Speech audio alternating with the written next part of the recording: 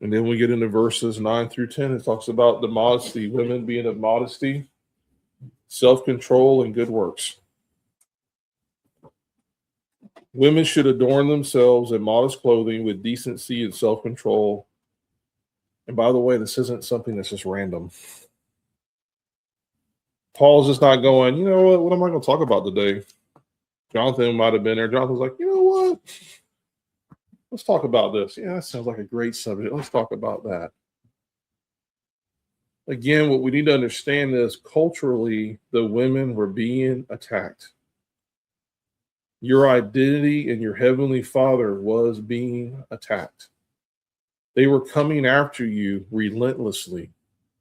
So these other priestess of Artemis was nothing but, it was led by females who were walking in authority, or what they perceived to be authority. And Paul's like, we need to cut this off now, because now it's starting to influence the assembly that we're in. And the men have lost a little bit of direction here, because they're over there arguing about the theology. And I'm like, the Bible's very clear not to cast your pearls before swine. I think at some point conversation is going to happen, but at some point, Nick, it just needs to stop. We're not going to get anywhere. You're not going to leave worshiping your gods to come worship the true God. Now I'm just spinning my wheels. And while I'm doing that, the women within the assembly now are being attacked. And they're being coerced. Hey, you know what?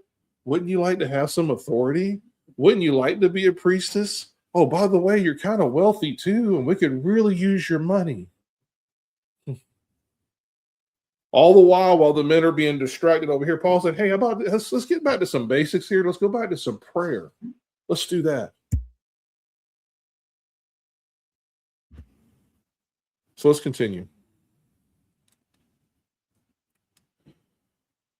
In Ephesus, wealthy women flaunted gold, pearls, and elaborate hairstyles.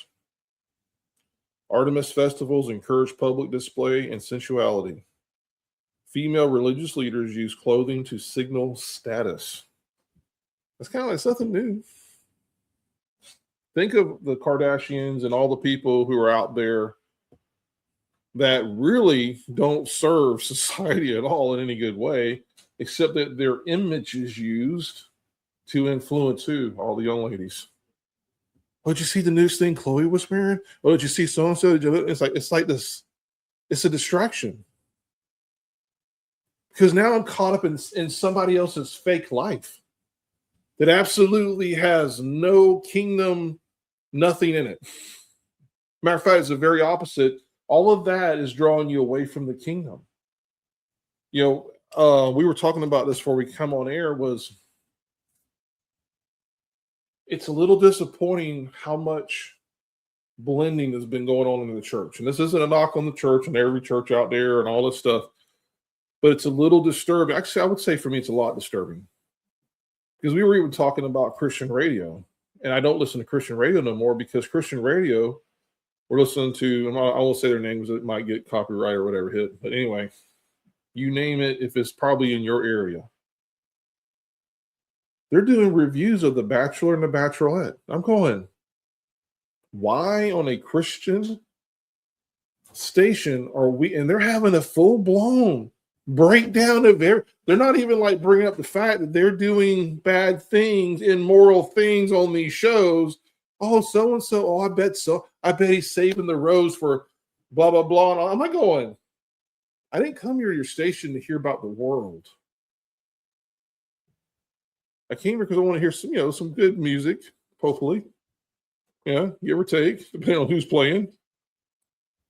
But I didn't come here to be a part of it's like having a foot in the world and a foot out of the world. But it's like, oh, we do this to reach the unsaved. I'm like, you don't have to do that to reach the unsaved. You need to live a godly lifestyle that draws men back to the Father, men and women back to the Father. That's the lifestyle you need to be living, not one with one foot in the world going, well, we just do this because it gets people in listening. Then we'll throw in a sad story about someone's whatever. And then we'll hook them in with that, and then we'll throw some Jesus in there, and then everything is good. But at the same time, you're leading them down the path of the road of destruction, because you're never leading them back to the Father, truly back to the Father. You think because we baptized 10,000 people that day, or we had 40,000 people give their life to the Messiah.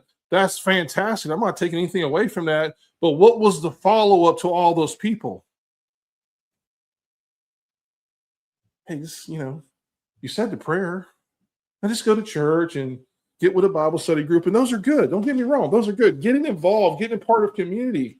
But I feel like people come in and they kind of got like, is this it? And then we're gonna have, like, we went to a concert last night, and it was a good concert. I don't want to take away from it saying it wasn't good, but we had a discussion again about that, and there were songs that were being played at a Christian concert that are 100% worldly songs. And people were jumping up and losing their minds and dancing around. I'm going, I'm sorry, man. I can't get behind that. This is the very, we look at the children of Israel and we go, oh, how could they do these things?